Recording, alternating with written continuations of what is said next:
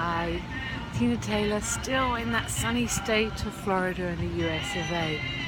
At the moment, I'm here while the NLP coaching trainer is being conducted. And one of the things I've noticed about a lot of the participants and the would-be coaching trainers is sometimes they miss the importance of making sure that that goal is well formed. Smart. Some people would call them smart goals. So have you ever had something that you want to do and you say that you're definitely going to do it and it just doesn't happen? What if you have?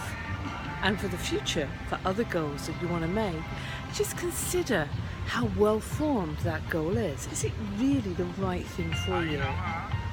That big thing that I find with people can always tell you what they don't want. I don't want this feeling.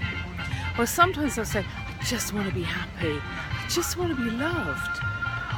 Well, what is that being happy, being loved, what does that mean? You need to be more specific in what it is that you want. And you need to know what it is that you want.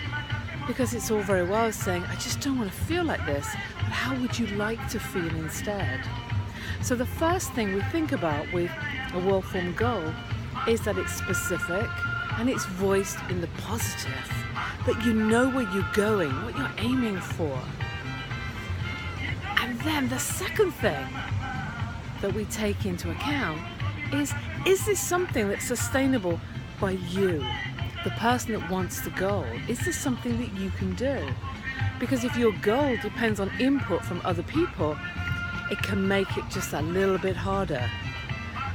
Quite often I get parents that contact me because they want their son or their daughter to study, to knuckle down and study and do well at school. Or maybe they've got a small child and they want that small child to just eat healthy food and vegetables.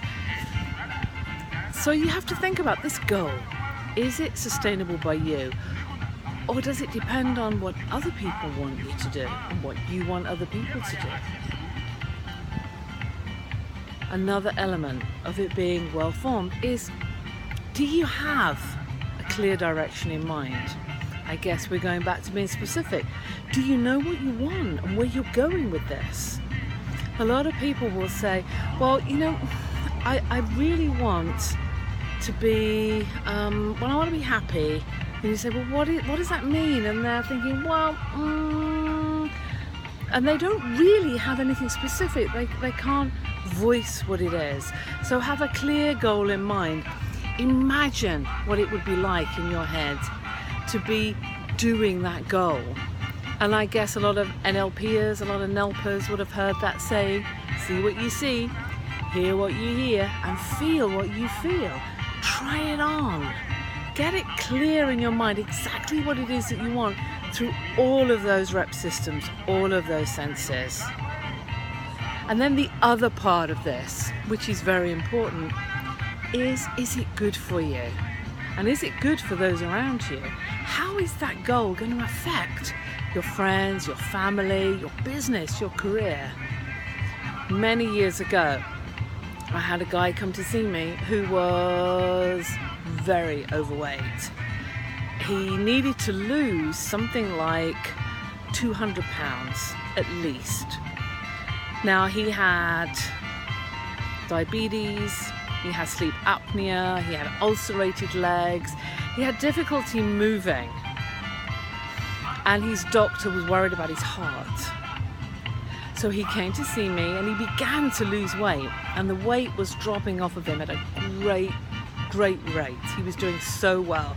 The hospital was pleased, the doctor, everyone was pleased, except his wife, because she liked him the way he was. So suddenly, he's having to take a step back and to think, what does he want? Does he want to stay with his wife and his family? Or does he want to lose weight and get fit? It's an interesting question. Because sometimes something that's good for you personally isn't necessarily what fits with the people around you. Now, I know that's a very extreme example I've just given you there, but it is food for thought. So I'm signing off now from sunny Florida, going back into the air conditioning because it's very warm out here. It's beautiful. And there'll be more from me later.